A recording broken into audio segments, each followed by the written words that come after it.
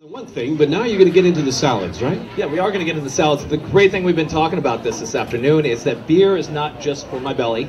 It goes in so many different ways, from actually a great dessert that we have in front of us, which is what again? A Hefeweizen parfait. That's probably one of the best desserts I've ever had, not because it just has beer in it, but it's absolutely delicious. And we've turned around, and you're actually going to put it in, it was inside the ribs that you marinated overnight, and you grilled. You made a barbecue sauce out of it. Your pizza dough, which is phenomenal, that has the yeast inside the beer that made it, it's just elastic and chewy and delicious and phenomenal. And now we're going to jump into a vinaigrette, which I love. So, Chef, you want to do this, you and me? Sure, absolutely. Let's get in there. I haven't cooked in a while, so you're going to have to show me what to do. We're going to whisk a lot. Whisk, okay.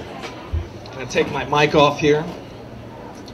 All right, so let's talk through a vinaigrette really quickly. What is this vinaigrette base? This vinaigrette base actually are what we call a pale ale vinaigrette, which is made with Curveball, which is our summer seasonal. What I like about this beer is really shows like the roasty flavor of shallots and garlic, and you really want to get in there and use the Curveball as your base instead of doing creamy dressings. You want to go lighter because you are drinking a lot of beer. Okay, so I'm actually going to give you a Top Chef challenge. You ready? Okay. All right, so I just came back. We did the Top Chef tour in Tempe, Arizona last Champion, Yes, I won last night. Thank you. So they gave us the secret ingredients. So they gave us 10 ingredients, and Tempe, Arizona actually got to choose the one dish that we had to cook with. And guess what they chose? What did? Pinto beans. Oh. They gave us pinto beans. So we soaked the beans overnight, and actually the gentleman I went up against is season 5, Rich Sweeney, and he actually made a red beans and rice dessert pudding with coconut milk. And I turned around and made a pinto bean hummus with drunken tequila mango, crushed avocado, and some other good stuff. So Very nice. I'm going to give you the challenge. We're going to make this vinaigrette together, but you have to talk me through it. I'm your right hand and you're the left hand. Oh, no. And yeah, I know. And we have mics in our hand at the same time. So let's make this as a challenge. Ready, Rich? How about if I hold the microphones? All right. Here, you hold one, Rich. We need help. So what I usually tell people is, people ask all the time, how hard is Top Chef? Is it really that hard? So this is my challenge. You're the left hand, I'm the right hand. We got to make this vinaigrette and talk them through the vinaigrette at the same time, okay? Okay, here we go. We're going to Chef. start off with our garlic and our shallots. Shallots, okay. And these shallots are roasted? Yes, they Do we are. add all of them? Yes. Okay, good, because I Get just in put them there. all in there anyways. And where's the garlic? It's already in Oh, the there. garlic's in there. I'm really not showing that I'm a good chef right now. Sorry. All We're right. going to do a couple tablespoons of oregano and thyme. Right Okay, over there. oregano and thyme, tablespoons. Let's do a hand tablespoon. Yeah, a chef tablespoon. A chef tablespoon right here. And thyme and oregano. These are fresh thyme and oregano and roasted shallots and garlic. Okay? So your beer is going to be this one right here. Okay, We with- want to do about 3 big tablespoons of 3 that. big table. Ryan's drinking his salad dressing. This is the beer. This is delicious. All right, I love it. So we put some beer in there. Is that going to be our like our vinegar of the base, kind of? Okay. And Great. we also want to do a little bit of rice vinegar just to cut across it. I love that you use rice vinegar. It's one of my favorites. I'm trying to reach over guys here and do That's this. Okay, good. I'm making a hot mess up here. Okay? That's what chefs do. Yes, we do. Okay? Now I want you to do a little canola oil. We're going to add it just a little slowly.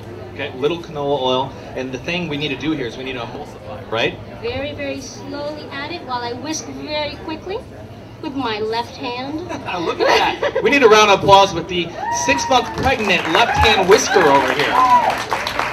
Christella, why the slow pour of the canola? What we're trying to do here is incorporate air into the vinaigrette so it doesn't break. See how it's gotten a lot thicker without actually seeing a lot of oil in there? And so that's exactly what you want to see. Okay, I love it. This is really exciting. What else? We were going to finish this off with a little bit of extra virgin olive oil just for the flavor. Okay, is there a reason why you went canola and not all extra virgin the whole way? The reason is we don't want all olive flavor. That's it.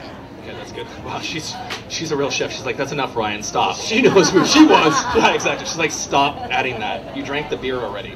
Okay, so now what? Let's compose this salad. Now we're going to make a real good salad. I'll compose the salad. You can talk me through it. Alrighty. What we want is a spring mix. Is there a reason why we're choosing spring mix here? Well, it's really light and flavorful, and you want to be able to taste all the baby greens in there. And summer is a great time for all of these baby greens. And what Ryan just did right here was actually put some fresh cracked black pepper into our salad. He was going to add some heirloom cherry tomatoes. Beautiful. And a little bit of sea salt. You always want to salt your salad to kind of just bring out all the green flavor. And we're going to... What about this charred fennel? That one is just the... what this was before. Oh, okay. Yes. All right. Notice that Ryan didn't ask permission to put the ground pepper in. No, he doesn't. He's a real chef. So we're just going to add a little bit of our vinaigrette right in here and have Ryan toss that salad for us. And who's gonna be my lucky guest to come up here? Who wants to come try this salad? Gentleman with the gray shirt, come on up.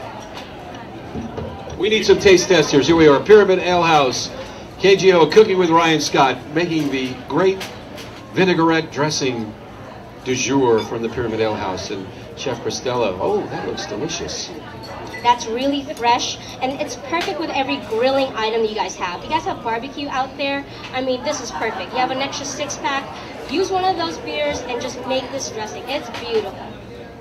All right, well, we'll get the verdict. Hey, what's your name and where are you from? My name's Charlie. I'm from Vallejo. All right, Charlie from Vallejo's got the first bite. Charlie, if you don't like it, Cristela made it, okay? If you like it, me. It was delicious. Excellent. This is an absolutely great salad. Thank you, buddy, for coming up. Here's your souvenir, by the way. You got your fork. There you go. You guys put that on my bill here, okay? We'll do that. All right, that was absolutely fun. I love making salads. And can you do any greens on that? Can you just spring mix, romaine, little gems? Absolutely. Let's get your mic. Where's your mic at? I might have stolen it. Silly question. What are some of the mistakes people make in salads? Is it too much oil? What are some of the common mistakes that people like me make that you professionals do not? What you did so beautifully here. One really big thing is that people salt their dressings, whether it's creamy or a vinaigrette, before they actually finish it. And so you end up putting more salt than you actually need to. What you want to do is salt your greens or salt your vinaigrette in the very end so you get that good flavor without actually adding so much sodium to your food. I completely agree. And another thing that I like to do, and I talk about this always, is you always want to dress on the side of the bowl. So instead of, you ever had a salad before, it's all just condensed in the middle and it's all wet and everything's dry on the outside? Dress it along the outside of the rim of it and then toss your greens into the dressing on the wall of the bowl, and that way everything's equally incorporated and it's all dressed really nicely.